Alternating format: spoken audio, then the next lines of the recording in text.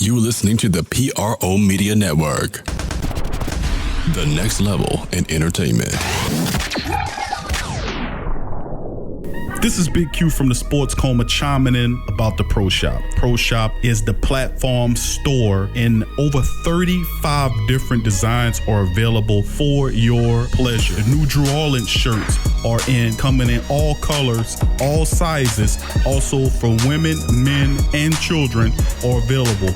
Built Drew Orleans Tough is also available. Despite Katrina, despite the plagues, despite everything else, we're still built Drew Orleans Tough, and we're gonna make it through it. The very popular God is a Saints fan shirt is available with volume number 2. One shirt that says it all. You'll be the life of the party with your God is a Saints fan shirt. Also other designs like the Chump Missioner tees. We didn't get robbed. The Drew Orleans neck gaiter that's also available now on the Pro Shop. Also I Am Black and Gold Royalty. Tiger, Purple, and Gold Pride. Built Nola, Zion, Strong. Won't back down ever. Black and Gold, Stand Up, and many other great designs are available at the Pro Shop and provided to you by Pro Apparel. And not only tees or sweaters are available at the Pro Shop, also coffee mugs, smartphone cover cases for your Apple or Android, bedspreads, towels, posters, on and etc. Go to the Pro Shop, support the platform, and represent in style. Who that?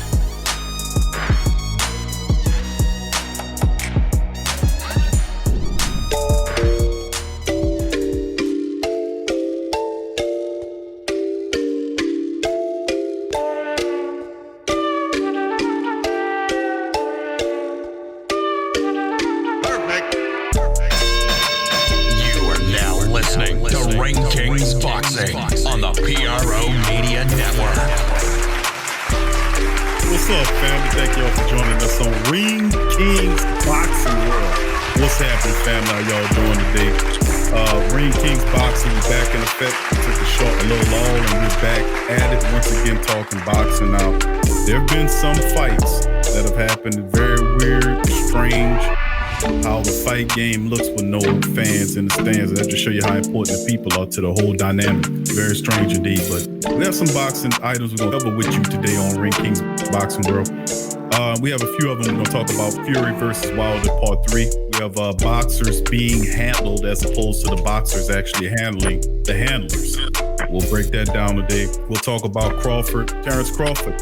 At first, he was talking about fighting Errol Spence, and now you were talking about fighting your Errol Spence. Then it was Manny Pacquiao. Now it's down to Kell Brook, and I just think that Crawford needs to leave Top Rank. They won't get him the big fights that he needs. He's wasting his time and the prime of his years right now over there at Top Rank. He needs to leave. We'll cover that today, and we'll talk about a possible Laila Ali versus Claressa Shields fight that could be on the horizon in the future. So we'll cover that. We'll talk about those 4 boxing items today on Ring Kings Boxing World. Without further ado, we'll bring in our key contributor and boxing expert, Eddie Too Mean Johnson. What's happening, Too Mean? How you doing, fam? What's going on, man? How's everything? Everything's all good there, Fast Eddie. We back in the flow of it. We talking boxing, man, which means a lot of parts of the country and the world is starting to open up again, despite the epidemic that's going on, the pandemic that's going on right now throughout the many parts of the world. And yeah, it's just good to talk boxing with you again, my brother. But let's get into one of the first topics of the 4 to discuss on Ring Kings Boxing World. And it's the fact that boxers are being handled. Now, that sounds a bit confusing at first, but me and Too Mean was having a conversation before the show, and we were talking about fighters who need to fight each other, who need to get in the ring together and make it happen. We're talking about the best fighting the best, but there's always this cat and mouse game with fighters running to fight lesser known fighters, a lesser competition type fighters, so that they can babysit these belts. And we as fight fans, we want to see the best fighting the best. We don't want to see you sit up there and babysit the belt so you can make a payday. Make your payday off some quality bouts. And we were talking about that, how some of these boxers are not pushing their fight managers or their handlers to make the big money fights. Case in point, You have Terrence Crawford sitting out there with an opponent that he needs to fight. And of course, there are guys like Errol Spence, who's sitting on 2 belts. There's Manny Pacquiao, who also has the other belt. Now you have 3 champions sitting right there, and all of them need fights, and nobody has had a bona fide fight person, except for Errol Spence. Errol Spence has been saying that he has a fight with Danny Garcia for whatever hell reason. It's just a stable fight for PBC to get his fighters working. I get that part of it. And that puts Crawford on the outside looking in, because both these guys are in the prime of their careers. I mean, Danny Crawford, I like him a lot, like I like Porter, but we don't want to see Dan, bro. We want to see a championship fight between you and Pacquiao, or perhaps a fight between Crawford and Spence. That's the big money fights. And of course, I was listening to several interviews in which he had a game plan, what he was saying that he had Danny Garcia up next. Then he would look to fight Manny Pacquiao. And then ultimately Errol Spence was like 3rd in line, according to his reason. Now, Eddie, we've talked about this off scene. There's several other examples. We talked about how Terrence Crawford went to Top Rank as opposed to going to PBC. Well, I think he'd have been better served to go over there. We'd have probably seen the fight already. But what's your thought process on the newer layer of the fighters, these fighters today being handled by the handlers, as opposed to them making the goddamn fight? Make the fight and get it done. Let's unify. Let's get this over with. What's your thoughts on that? They need to stay in control or get in control of their own careers instead of let somebody dictate everything to them, because like they ain't getting no younger and shit, man. You know what I'm saying? You know what I'm saying? Like I say, they're getting older, and they, you know what I'm saying, they only can take so much more punishment. You know what I'm saying? 'Cause, you know, boxing is wear and tear on the body. So, you know what I'm saying, I think they need to demand it, you know what I'm saying, the fights that they want. I mean, they supposed to be so-called working for the fighter, but it seems like you know what I'm saying, the fighters are not in control, man. These people that's handling them is controlling them. You know what I'm saying? Because if they was controlling it, they realized that, you know what I'm saying, that they're getting older. They only got a few fights left in them. You know what I'm saying? Then they looking to retire. I'm like, shit, well, how long you gonna wait, man? Till they old ass men and get hurt? I don't make no sense, man. And I know it was talk with it was negotiations was on the table for Terrence Crawford to fight Pacquiao, but they said that fell. They couldn't come to an agreement. And then so they looking for Crawford to fight Ugas, Kell Brook, or what's his name, Sean Porter. That's what they looking at. See what fight they gonna make out of them 3. Like I said, they getting older. They need to make them big fights happen now, man. Yeah, I think you're right, Eddie. You're absolutely right, bro. Crawford right now, he's 36, had 36 wins, and he's sitting up there at 32 years of age. So, I mean, he's not exactly a spring chicken. He's not an old man either. But right now, he's in a prime. Right now, he's really in the prime of his career right here. And he's just wasting away with Top Rank. And they talking about fights with him and guys like Kell Brook, and it just makes no sense. If you're a champion, you know, we want to see the unification. You have a belt, Errol has 2 of them, and Manny Pacquiao has the other belt. It's unification time. There's no need to slide some of these guys in. Errol Spence is 30 years old, you know, so he just got to, well, last year he fought and took the belt off for Sean Porter. We knew that was going to happen after a really tough fight, but he was talking about fighting Garcia, lining up next. And this is just merely the politics of each boxing club having its own agenda to get its fighters paid. And I can understand that. But that's why I was so much against Terrence Crawford going to Top Rank, because they can't get him the fights that he needs. And the only fights that he needs are against fighters that are PBC fighters. Pacquiao, Errol Spence, and the rest of those guys are PBC fighters. So, I mean, just imagine for a second if Terrence Crawford was a PBC fighter, that this fight would have been made. And of course, the old school logic is, man, it don't matter what club you belong to. If you're a fighter, you're supposed to be able to fight anybody, anywhere, regardless of what organization they're signed with. Well, that's the old school way of thinking. That's how it's supposed to go. But listen, that's why I'm saying, and Two Mean is saying that these boxers are not running this shit no more. They're not running this. The handlers are. The handlers are the ones that's telling these guys. And the truth be told, the boxers should grow some balls and take command of your career and fight for unification. Fight for unification. We don't want to see a Danny Garcia fight. I'm sorry, I like Danny Garcia. I don't want to see a Danny Garcia fight next. I would rather see Terrence Crawford and Errol Spence fight first. But of course, Errol's going to take a lesser opponent. Garcia's tough, but he's not in Crawford's class. But he'll take a lesser fight against Danny Garcia, then bounce back. He wants Manny Pacquiao next. Now, that Pacquiao fight will get done. How do I know? Because I can promise you that the PBC leadership already discussed how this is going to go. That's how Errol knows how it's going to go. He didn't tell them that. They told him that. Listen, we got Danny lined up for you next. And after you get through Danny, we'll line up a fight with you and Manny Pacquiao. Why? Because Pacquiao's PBC too. So is Danny Garcia. Do you see the string here? Then ultimately, after all three belts are consumed by Errol Spence, then and only then will they seek a unification bout against Terrence Crawford. That's how that's going to go.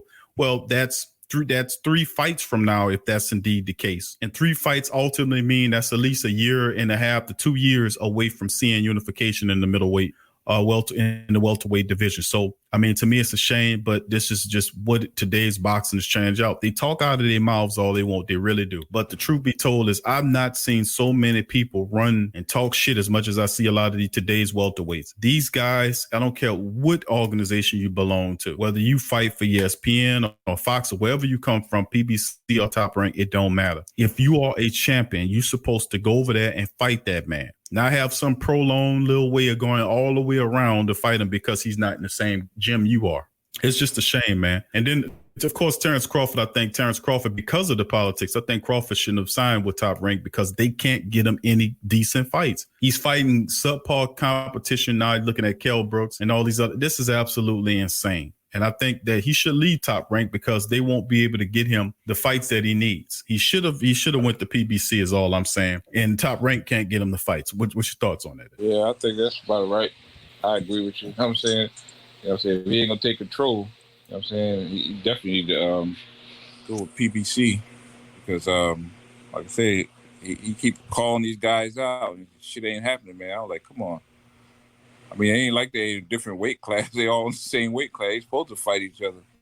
That's how it's supposed to go, right? Yep, that's how I thought it was. They're in the same goddamn weight class, and I don't care what gym they belong to. They're supposed to reach out and touch each other in terms of fights. So I don't know. We'll just monitor it. That's what Errol Spence said out of his own mouth about what it's supposed to look like, the road to unification, which should take about 2 years according to that plan. Might be longer depending on how all this other stuff shake out in the world. So let's go on to the next topic. Fury versus Wilder 3 now. We've covered this a lot on the Ring Kings Boxing World. We talked about the fact that we like Deontay Wilder a lot. But I expressed my angst or my thought process about how Wilder shouldn't have taken the second fight against Tyson Fury. Well, he had to take it. It was in the cards for him, and he wanted to settle it. But then again, he might have not have. He could have did something else. But in my opinion, Tyson Fury won the first fight that landed in the draw. I think that even though a lot of people say, well, he knocked his ass out and he had a slow count, be that as it may, Deontay couldn't get him. You couldn't take him out, couldn't get him out of there. After Tyson Fury rolled up off the ground, he fought more competitive and kept Deontay Wilder off him for the rest of the fight. Wilder couldn't put him away after that. And it was dangerous because after the second time around, Deontay Wilder was thinking about mashing down Tyson Fury, but Tyson Fury changed gyms, got rid of his trainer, switched up everything, and he went into this fight a lot more heavier than Deontay Wilder. He was able to beat Deontay Wilder up. And of course, we're not going to, on this show, we keep it real. We're not going to accept like a lot of these fake ass boxing shows and not cover the glove incident about the fact that his hand wasn't in the glove and the fact that he was punching with the interior portion of the glove where there was no padding to get damage on Deontay Wilder. We've seen the footage on it. If you don't see it, then you need to buy your ass some bifocals and watch or stop being stupid. And then of course we're gonna talk about the fact that he also licked Deontay Wilder's blood. While all these suck ass boxing shows not talking about that, the fact that he licked Deontay's blood off his body like a snake, that was totally disgusting. Nobody wanted to talk about that. That's what keeps us real here. But the third fight, as sane and as weird as the second fight was, well, Tyson Fury was actually able to destroy Deontay Wilder regardless of whatever he did. He was still able to just annihilate and humiliate Deontay Wilder. He put his weight on him. Deontay was able to fire off a couple of shots in which they landed, but Tyson Fury rolled with him, and they had less damage. He beat him up so bad it forced his trainer to throw in the towel. Had he not thrown in that towel, he would have beat Deontay Wilder for the rest of that fight and could have had impacted severe damage upon Deontay Wilder. After the fight, I've seen photos of him laid up on the trainer's table, getting medical attention. He was in bad straits, bleeding from the ears, bleeding from the mouth, worn down, out of his mind. Later on, he fired his trainer, then rehired him, claiming that, he made a mistake. But now, there's a lot of stuff behind this too. There's also the fact that they had a reporter that asked Floyd Mayweather's father if he would train him. And of course, you know what Mayweather's father said, referring to him as trash. Being all that said, Tyson Fury was able to just humiliate Deontay Wilder in a rematch. The third fight, even though it's up on the docket, I don't see anything really changing. Of course, Deontay Wilder solicited help from a number of people. Even George Foreman threw his hat in the ring to train Deontay Wilder, which was interesting. What are your thoughts on Deontay Wilder retraining this deep into his career to fight a boxer as talented as Tyson Fury and then avoid the cheat? I don't think this time around the cheating techniques are going to affect Deontay Wilder. The team will be looking out for it because a lot of the attention was thrown onto it. But what would you think the outcome would be in terms of Deontay Wilder training with a new trainer to get new skills to take on Tyson Fury in the third fight? Yeah, he's going to need a little bit more time than what they got now. It's going to take him at least, I say about a good 3 more fights for him to make the adjustment, to work on his basics, basic boxing. His foot movement, his combination punching and not just relying on power, his boxing ability. It's going to take him more than this. Like I said, it's going to take him a few fights to get on that level.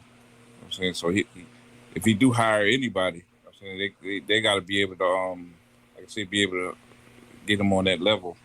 Get him on that level to where he could do basic boxing, if the power doesn't work. It's going to take a couple of fights for him to really get on that level, in my opinion. Not the same thing's gonna happen again. He gonna get because Tyson Fury got the blueprint, which he demonstrated on both fights. So same thing gonna happen. I don't see nothing different happening in the third fight. If he don't get if he don't do his homework and correct the mistakes, it's gonna take more than it's gonna take a couple of fights to correct the mistakes. You know what I'm saying? That's how I feel about that. Even the fact that you have George Foreman threw his hat in the ring to all Foreman and several other people that offered assistance to Deontay Wilder for the rematch. Let me ask this kind of question because it's going to be extremely difficult for Deontay Wilder to win this third fight. Now, of course, we know there's a lot of different ways we can come at this thing. Tyson Fury has the belts now. The last time he had the belt as a champion, he had a massive collapse in terms of his lifestyle. He ended up drugging out and doing all of this stuff, and he just lost himself. He's a champion again. I don't expect him to do that much, but we do realize with depending on how focused Tyson Fury is as a new champion, moving forward, we have to throw that factor, the Andy Ruiz factor in there, meaning you getting overweight for the next fight and coming in a little bit overconfident, being that you handled them so bad in the last fight. So that is a factor. We'll just have to wait and see how he's prepared for the next bout. But mentally speaking, he dominated Deontay Wilder in the ring physically, threw his weight on top of him, tired him out. He beat him up, bruised him, knocked him down, battered his body. And I've never seen a fight. I've seen Deontay Wilder take so many body blows. Tyson Fury was able to punch at his body really good and take the win out of him as well. So you said it very accurately. You say he found a way. He got the cheat code on him. He figured out how to defeat him and showed the world how you beat Deontay Wilder. With that being said, if Deontay Wilder loses this fight to Tyson Fury, what happens to him, in your opinion? What happens to Deontay Wilder? Because in looking at it, remember Tyson Fury signed a 2-fight deal. He's going to fight Wilder next. And then he's agreed to fight Anthony Joshua for heavyweight unification. Now, with that being said, the fight ultimately between Joshua and Tyson Fury will come with a rematch clause, perhaps another 2 of them. And if that's the case, that can keep any contenders who's looking to take a shot at the belt away from the crown for at least another next 2 to 3 years. So with that being said, and Deontay Wilder sitting where he is at the age that he is, if Deontay Wilder, that's if he loses the fight, do you anticipate him retiring? Would he retire and step away from the fight? Yeah, to be honest, I think he probably will retire because it's gonna take too much time to get this shot again. You know what I'm saying? I don't think his age, I don't think he'll be able to. Well, like George Foreman proved that he can come back at a late age and you know what I'm saying, compete on that level again. But we'll see how he looks in his third fight. You know what I'm saying? If he could do something different than what he did in that last fight, if he can't do that, then he definitely needs to retire, man. Like you said, if it wasn't for his corner stopping that fight, man, he could be. You know what I'm saying? He could be already in retirement. Yeah, right. Or worse, I was thinking about something very harmful, like him being severely just destroyed in that fight against Tyson Fury, and he could not stop he couldn't stop him from the onslaught, and Tyson Fury would have just beat his ass for the rest of the fight, in my opinion. He might not be the same though. Mm-hmm. From what he suffered in that fight, he might not be the same again. Most fighters that take that type of punishment like he did, they don't be the same afterwards. So we'll see. You gotta wait and see. You know what I'm saying? Like I say, a lot of dudes that take that type of punishment don't be the same no more after that. I mean, you hit this guy with your best shit, and this motherfucker get up off the ground and still fight back harder. Like, come on, man. Then, you know what I'm saying? Then beat you the second fight like that. It has to take a lot out of you, man. Yeah, I agree with you, Eddie. That was an ass whooping I've ever seen one. Deontay Wilder right now is 34. He turns 35 in October. And in not putting that on, I'm saying because we have to ask these questions because the people want to know. If he loses the fight to Tyson Fury in the third and final installment of the series, he could be waiting for the next 3 years for a fight because of the unification bouts that happened between Tyson Fury and Anthony Joshua, depending on if Joshua could take care of his fight with Kubrat Pulev. But I still say, with that being said, that puts him at 37, 38 years old. And then, of course, he wouldn't even be, if he loses, he'll not fall to 3. He'll probably fall to 4 because Alexander Usyk is lined up as the mandatory shot at whoever after the mandatory series is completed. Alexander Usyk is the guy that he'll fall behind. Now, what's interesting is that this creates a whole new dynamic in the heavyweight division with Usyk sitting there. That we could possibly see Deontay Wilder versus Alexander Usyk bout. We could possibly see fights where we'll see Ruiz versus Deontay Wilder. We could see different fights that we've been looking for. Maybe Deontay Wilder versus Dylan White fight. Some of these fighters that are sitting second, third, fourth, and fifth, you'll see them in the mix waiting for the next 2 or 3 years if Wilder doesn't reclaim the belt, like we being said. So if Tyson Fury loses the belt, does he then retire? Eddie, what do you think about that scenario? If Deontay Wilder is able to whoop on Tyson Fury and give some revenge, and Obama lays on an excellent fight performance, do you think Tyson Fury turns around and retires? I don't know. I don't think Tyson Fury will retire.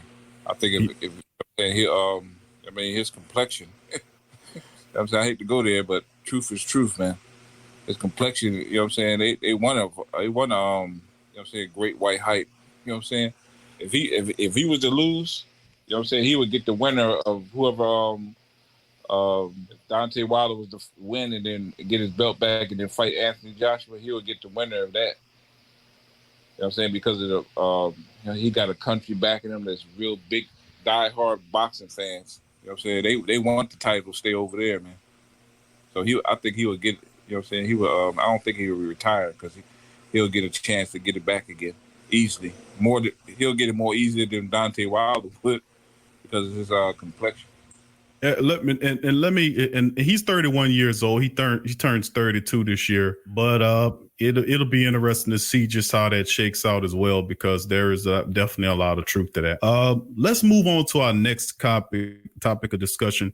Crawford, we talked about Crawford needs to leave Top Rank. We mixed that. How about the next topic is Laila Ali versus Claressa Shields. A lot of back and forth banter going on between these two ladies. Of course, Laila Ali, some believe, is one of the greatest women boxers that ever to do it. And Claressa Shields owns, I don't know how many belts she has now. I know it's, what she had, like 5 belts or something. I mean, she's simply one of the most talented women fighters that I've ever seen. And she's absolutely spectacular in my book as a fighter. But Laila Ali was talking about the fact that she doesn't have the knockout power that will be needed to be able to deal with a person like her. So I don't know. She's an Olympic gold medalist. She's undisputed. She's an undisputed woman champion. She calls herself the GOAT, the greatest woman of all time. And she's making the case in the super middleweights division. So, I mean, she's spectacular, man. I can't say nothing about Claressa Shields. I think she's awesome. What's your thought process on a possible fight between her and Laila Ali? What you think about that, to me? Oh, man.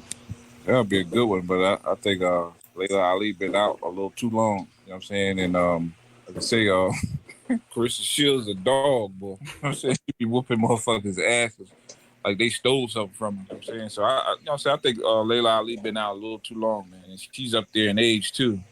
I mean, I hate to say age because, like I say, George Foreman, Bernard Hopkins proved that age ain't nothing but a number. But for her not to be active all them years, and Claressa Shields been active for many years now. You know what I'm saying? And then her skill level, so you'll see it'll be a good fight. She'll put up a good fight, but I don't think it'll be no knockouts and that. But I think Claressa Shields is definitely a beater on points. She'll outclass her, I think. She'll win by unanimous decision, I think. That's the thing that we're talking about with Claressa, because you heard Laila Ali made mention of the fact that her fights and how many fights that she's had professionally. And also she made reference to Claressa's power, being that she's not knocking any of these women that she's fighting out. What do you think about Laila Ali's comments on that? Now, as it stands right now, what is she? She's 9-0. Well, Claressa Shields, she's been fighting up, but top-notch females. Mm-hmm. You know what I'm saying? Them top-notch ones that they ain't easy to knock out. You know what I'm saying? It's like in like the men's boxing. People in the top 10, they're not really easy to knock out like that, man. You know what I'm saying? We talking about she fighting champion after champion. You know what I'm saying? It ain't easy to knock them out, man. Yeah, she beat Christina Hammer and took her belts off her. So yeah, you're right. Some of these women were, these are, top-notch fighters in their fields. Yeah, so as far as the power now, I like shit up. You know what I'm saying? You see that they wasn't trying to get hit. You see how Christina Hammer, she was in survivor mode, man. So punches must have been hurting her. You know what I'm saying? It's hard to knock somebody out there in survivor mode. Start retreating. They you know what I'm saying? They start grabbing and holding and shit. So that shit is hurting. You hear me? That shit, fuck. I ain't trying to get knocked out and survive so I could say, at least I went the distance. Shit. Yeah, she fought some really good fighters, man. I mean, I got to give it to her. She fought some pretty good fighters. None of them could stand in front of her for long. Claressa Shields is a special fighter, no doubt about it, regardless of how many fights she's had. She just continues to show up. And like you said, it's that age factor as well. Looking at Laila Ali, she finished with 24 wins and with 21 knockouts. She's 24 wins, 21 knockouts. Her knockout percentage was far higher than her famous father heavyweight champion, Muhammad Ali. So 24 fights, 21 knockouts from 99 to 2007. She dominated. And a lot of people, the great thing about Laila Ali is that she came out of her father's shadow. And that's the great thing that's really was spectacular, is the fact that she came out of her father's shadow and made her own name for herself. And she's 42 years of age currently. And it'll be an interesting fight. I'm for it to see it happen. I really want to see it happen. But, we'll see how it shakes, man. For real. We'll see how it shakes. But yes, Claressa Shields, according to what I'm seeing right here, she is 9-0 with 2 knockouts in her career. And she's amassed all these belts within 9 fights. Is just simply spectacular to me. She's not prime yet. Nope, not even on prime. Not in her prime. That's a scary thing too, Eddie. Because she's just 25 years old. Yeah. They start reaching their prime. They like 27 to 32. You know what I'm saying? Right. Yeah, so I don't think nobody going to be beating her no time soon. I don't think the person that beat her, I don't think they ain't even been born yet. So. Yeah, she's simply, in my opinion, man, she is something special. I would love to see both of them. It'd be a class of ages, if anything, with Laila Ali coming out just for this fight. And Claressa Shields said she would put her belts on the line. So it wouldn't be like an exhibition bout. she's actually going to put her belts on the line in this fight. And if we spell it out, both of them, Laila Ali is 5'10", and Claressa Shields is 5'10". So they're both the same height. One, there's not a height advantage there, but a noticeable age difference, 42 years of age versus 25 years of age. And they steady fighting 25. And I mean, it's been years since Laila Ali laced them up to fight. So she would have to train. And she said that. She said she's in great shape right now, but she's not in fighting shape right now. And she would have to train for a while to get ready for the fight. But she threw out a number like 5 million. I think it would be awesome to be able to do it. And I think Claressa Shields, that will solidify her as the GOAT if she can able to beat Laila Ali. But there's some people would say, well, you beat a 42-year-old Laila Ali. If she was in her prime, you wouldn't have been able to you wouldn't be able to play her, be able to fight her. There's always gonna be excuses after the fight, so that's right. And you know what I'm saying? I ain't even worried about that shit. You know what I'm saying? They gonna come up with something any damn way.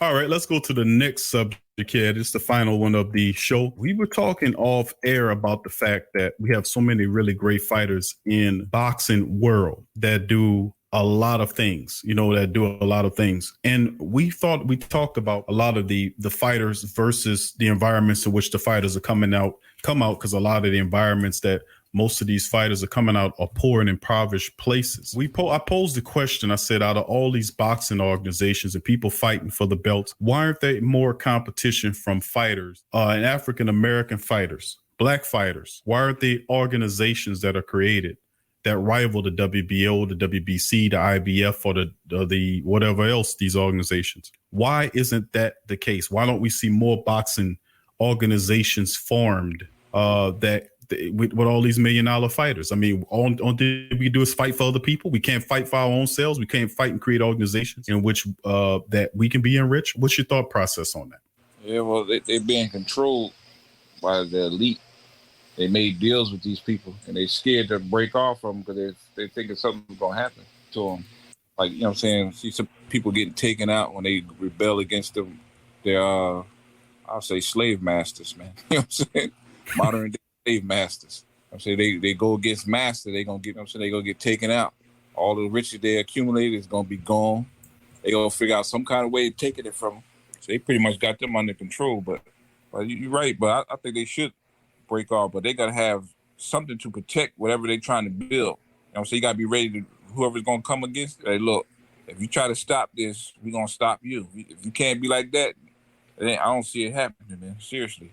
They got to be able to, if they have a plan on doing something big, to branch off and do their own thing, they got to have something to protect. They're going to come and try to take it.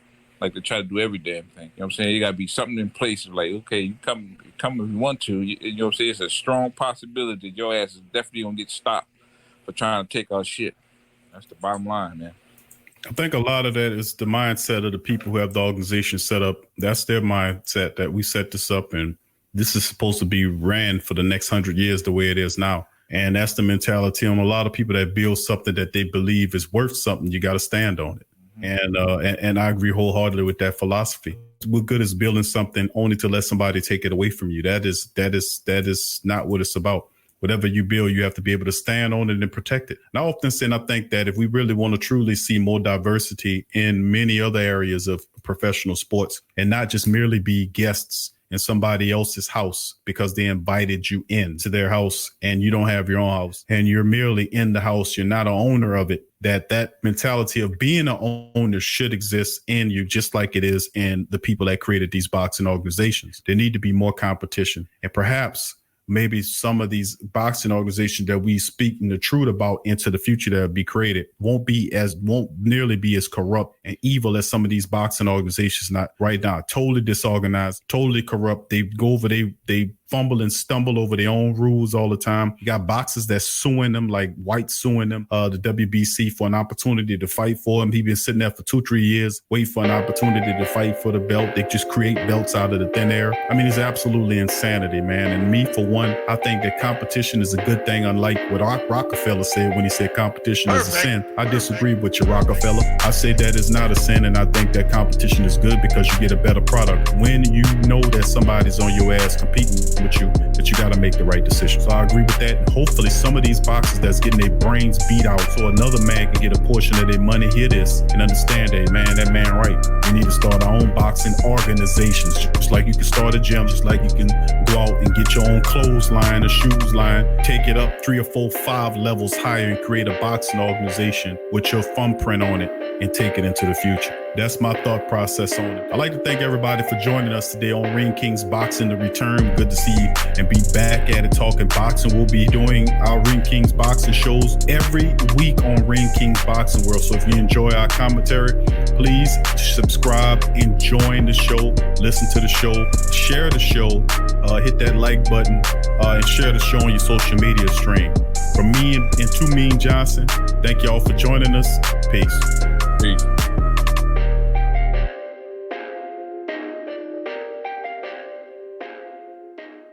You're now listening to the Ring Kings Boxing on the PRO Media Network. TheWhoThatDaily.com. That's right, TheWhoThatDaily.com. Your one-stop shop for everything New Orleans Saints, New Orleans Pelicans, LSU Tigers, and even the top-flight boxing news. So if you're a Who That and you're looking for a place to stay up on your team, TheWhoThatDaily.com is your site. TheWhoThatDaily.com for the sport Who That and all of us.